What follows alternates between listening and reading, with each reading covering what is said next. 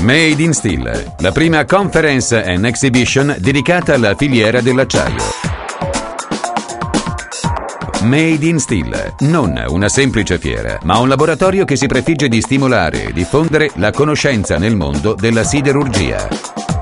Made in Steel non vuole essere in effetti una fiera in senso tradizionale. Noi non vogliamo esporre dei prodotti, uno slogan che riassume molto bene la filosofia è dalla conoscenza al business.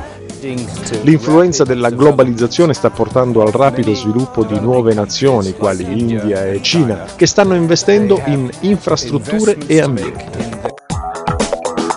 Già con le prime due edizioni del 2005 e del 2007, con oltre 15.000 visitatori, Made in Steel ha saputo creare una sinergia di conoscenze e di contatti fra gli operatori che gravitano nel mondo dell'acciaio.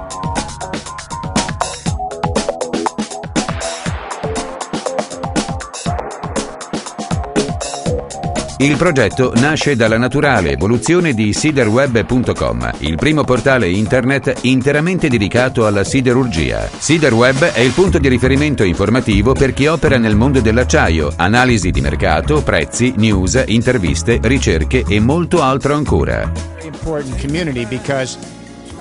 Questa è una comunità molto importante perché per le aziende dell'acciaio il costo dell'energia incide per il 30% totale dei costi produttivi. Se ancora oggi la siderurgia italiana e europea ha avuto dei numeri così importanti è dovuto essenzialmente ai grandi investimenti nell'innovazione che è stato fatto. Sull'ambiente noi stiamo facendo una guerra molto forte a questa ipotesi di cambiare il codice ambientale.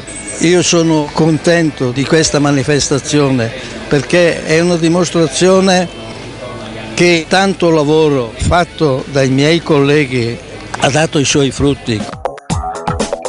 Made in Steel, un'evoluzione naturale che ha portato una comunità virtuale a concretizzarsi in espositori, visitatori, relatori, convegni e dibattiti. Componenti stabili che fanno di Made in Steel un evento unico nel suo genere. Made in Steel, l'importanza del sapere legata al sapore, l'entusiasmo, la passione, la voglia di fare e di cercare nuove soluzioni in un mercato globale in continua evoluzione. Conoscenza e business, parole chiave che fanno di questa manifestazione un punto d'incontro per un futuro di partnership a livello nazionale ed internazionale.